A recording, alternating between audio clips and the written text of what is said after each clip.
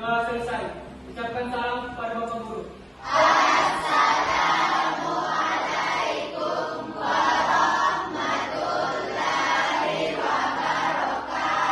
Waalaikumsalam warahmatullahi wabarakatuh. Sebelum kita lanjut, saya minta untuk memeriksa tempat duduknya, kerapiannya. Kalau ada sampah dibuang, nasnya diperhatikan supaya proses pembelajaran berjalan dengan aman. Oke, sudah? Kelompok 1 sudah? 2? Sudah, Tiga? Pak. Oke, alhamdulillah. Hari ini adalah materi tentang ketentuan pernikahan dalam Islam. Kelas 15 pada kurikulum Merdeka. Oke, kita membaca beberapa ayat dalam juz amma dulu terlebih dahulu. Quran surah Al-Ikhlas, Al-Falaq dan An-Nas, supaya pembelajaran kita diberkahi oleh Allah Subhanahu wa taala. Oke? Iya, Pak. Kita mulai.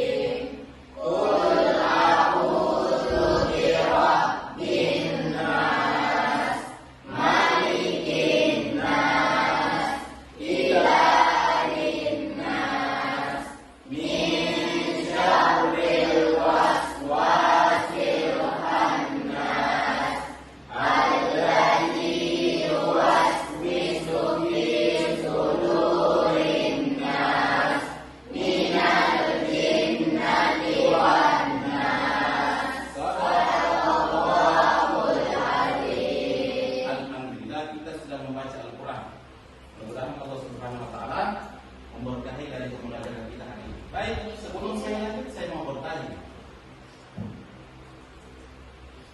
Pertanyaannya adalah apa yang kamu pahami tentang pernikahan?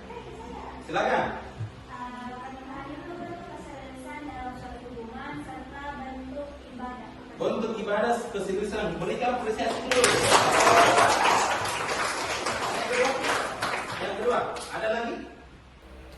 Sebuah ikatan suci antara dua orang yang saling mencintai dan berkomitmen untuk membangun kehidupan bersama. Dan adapun adat di Sulawesi Selatan berupa memandu atau menyelidiki calon, 2 madbuta atau permintaan, 3 makaci atau penyucian, dan terakhir uang tunai berupa mahar seperti uang tunai dan barang lainnya. Oke. Apa kira-kira tujuan pernikahan? Ada yang tahu? Iya. Oke. Nanti kita bahas dalam materi nanti. Tujuannya apa dan bagaimana hukum dalam Islam.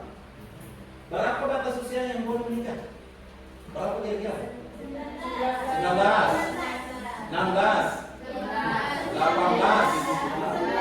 Oke, ternyata ini banyak beragam ini. Ada yang katakan 15, 18, 19 dan lain sebagainya. Jadi model pembelajaran yang kita akan pakai pada pembelajaran kali ini adalah model PBL, Problem Based Learning. Itu kita akan mengungkap fakta-fakta yang terjadi di lapangan. Kemudian kita selidiki dan kita cari solusinya. Oke, itu yang dimaksud dengan PBL. Kemudian Mari kita lihat tujuan pembelajaran. Satu, menjelaskan pengertian pernikahan. Oke, menurut undang-undang dan menurut para ulama. Yang kedua, menjelaskan dari nakli. Dan nakli itu Al-Quran dan Al-Hadis. Ayat dan Al-Hadis tentang pernikahan. Yang ketiga, pernikahan menurut Undang-Undang Nomor 1 Tahun 1974. Nah, di sini adalah undang-undang yang mengatur tentang pencatatan batas usia dan lain sebagainya. Kemudian tujuan pernikahan. Terakhir tujuan pernikahan. Berapa batas usia? Tadi ada yang banyak mengatakan, ada yang katakan 15, ada yang katakan 16, ada 19 dan sebagainya. Coba kita lihat video yang ada di dalam link ini. Perkawinan antara pria dan wanita. Ingat ya, perkawinan antara pria dan wanita, tidak antara pria dengan pria atau sebagainya. Itu udah clear ya. Yang sebelumnya umur minimal wanita melakukan perkawinan itu 16 tahun berubah menjadi sama batasan minimal umurnya dengan pria, yaitu minimal 19 tahun. Nah, jadi sekarang itu tidak ada perbedaan batasan umur minimal perkawinan pria atau wanita dalam undang-undang perkawinan ini.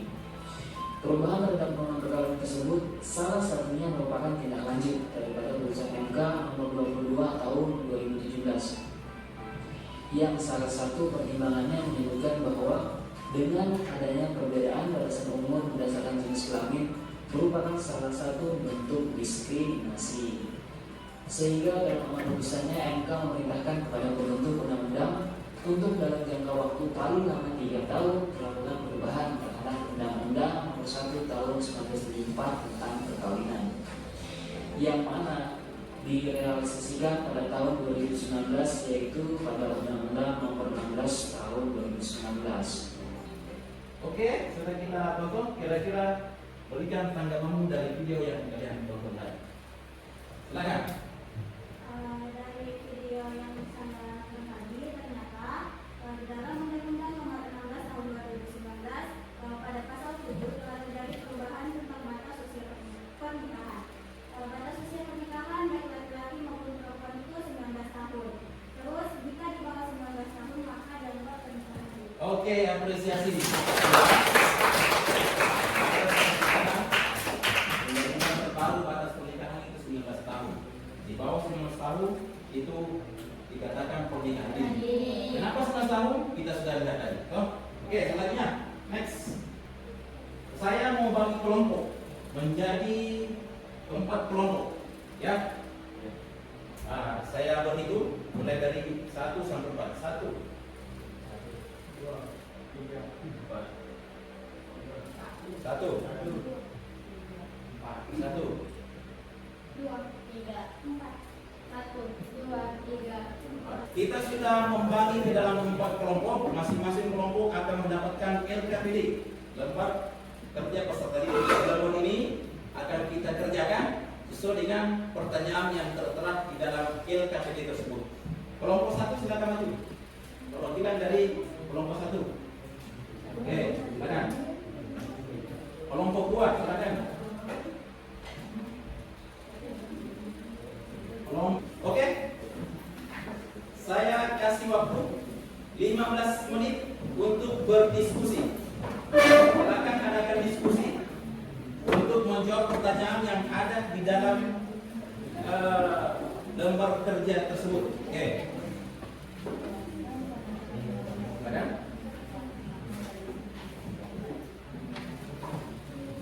Silakan. Oke. Nah, oke.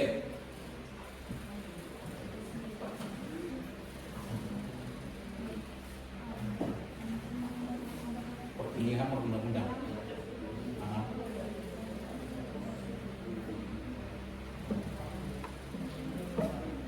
Oke, sudah selesai? Sudah? Kelompok 1 sudah? Kelompok 2 sudah? 3? 4? Oke. Kalau begitu berikan apresiasi buat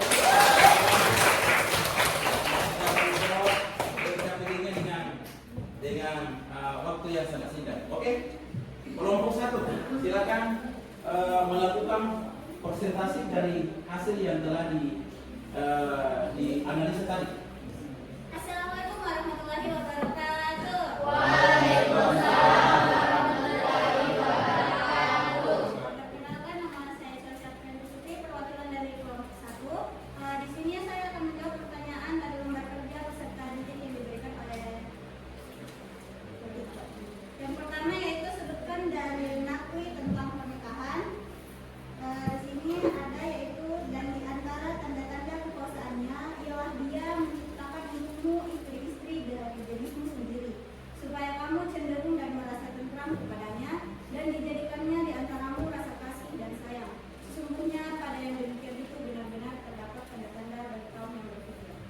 Pertanyaan yang kedua yaitu sebutkan pesan penting dalam dalil tersebut. Yang pertama yaitu pernikahan sebagai tanda kebesaran Allah. Ayat ini mengajarkan bahwa penciptaan pasangan hidup adalah salah satu tanda kekuasaan Allah. Pertemuan antara laki-laki dan perempuan yang kemudian membentuk keluarga adalah sebuah anugerah yang luar biasa. Yang kedua, kasih sayang dan ketenangan dalam pernikahan. Ayat ini menekankan pentingnya kasih sayang, ketentraman, dan rasa saling membutuhkan dalam hubungan pernikahan.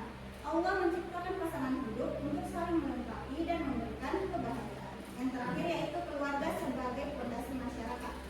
Pernikahan dan keluarga merupakan fondasi bagi terbentuknya masyarakat yang harmonis. Keluarga yang bahagia akan melahirkan generasi yang berkualitas dan berkontribusi positif bagi masyarakat. Mungkin itu saja dari kami. Lebih dan kurangnya mohon dimaafkan. Wassalamualaikum warahmatullahi wabarakatuh.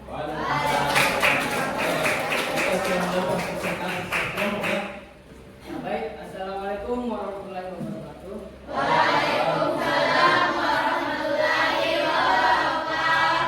Perkenalkan, saya perwakilan dari kelompok 2 dan membacakan hasil diskusi dari kelompok kami. Sebelumnya pertanyaan pertama yaitu jelaskan pengertian pernikahan menurut bahasa dan istilah. Secara bahasa, kata pernikahan berasal dari akar kata yang mengandung arti menyambung atau menyatukan. Ini mengisyaratkan bahwa pernikahan adalah proses menyatukan dua individu menjadi satu kesatuan baru, yaitu keluarga. Nikah secara istilah adalah akad atau perjanjian yang sah antara seorang laki-laki dan seorang perempuan yang bertujuan untuk membangun keluarga yang sakinah, mawaddah, dan warahmah. Pertanyaan kedua yaitu, mengapa pernikahan sangat perlu? Pernikahan adalah sebuah ikatan suci yang memiliki makna sangat penting dalam kehidupan manusia. Ada banyak alasan mengapa pernikahan dianggap penting, baik dari perspektif agama, sosial, maupun psikologis. Yang pertama itu membentuk keluarga, kestabilan emosional, pertumbuhan pribadi, kesehatan fisik dan mental, aspek spiritual, dan yang terakhir tanggung jawab sosial. Mungkin itu saja jawaban dari diskusi kelompok kami. Kurang lebihnya mohon dimaafkan. Wassalamualaikum warahmatullahi wabarakatuh. Saya akan memberikan pemahaman. Apa itu pengertian pernikahan? Pernikahan secara bahasa menurut Imam Ahmad bin Umar As-Satiri, beliau menjelaskan bahwa pernikahan itu adalah menggabungkan dan berkumpul. Itu menurut beliau.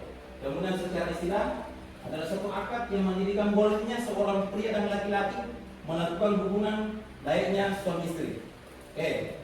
Selanjutnya Undang-Undang Nomor 1 Tahun 1994 mengatakan bahwa pernikahan adalah ikatan lahir batin antara seorang pria dan seorang perempuan untuk membentuk keluarga sakinah mawaddah warahmah berdasarkan ketuhanan yang Maha Esa. Kemudian dari nanti tadi sudah dijelaskan oleh kelompok 1 Quran surah Ar-Rum ayat 21. Oke. Selanjutnya tujuan pernikahan 1 untuk memperoleh kebahagiaan dan ketenangan, sakinah. Sakinah itu tenang, toh? Tenang lahir dan batin. Kemudian warahmah. Warahmah itu apa? Memberikan sakinah dan kasih sayang. Terus untuk memenuhi kebutuhan biologis yang sah dan diridai oleh Allah. Karena kita semua adalah makhluk yang sempurna, makhluk biologis, butuh ada kebutuhan batin lahir kita. Maka yang sah secara undang-undang dan secara agama adalah memenuhi jalur pernikahan. Kemudian selanjutnya melaksanakan perintah Allah. Dan terakhir adalah untuk memperoleh keturunan yang sah. Kira-kira kesimpulannya apa? Pernikahan adalah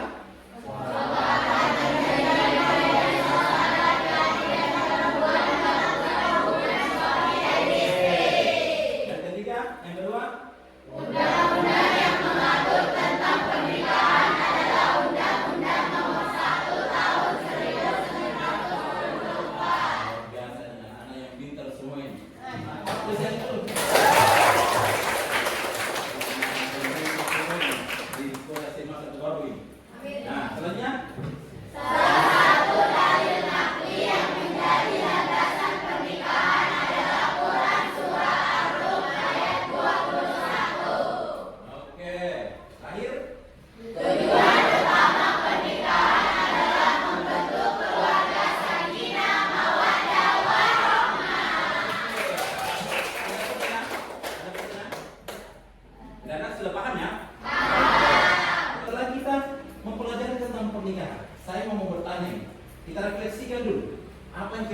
dapatkan pada pembelajaran nanti?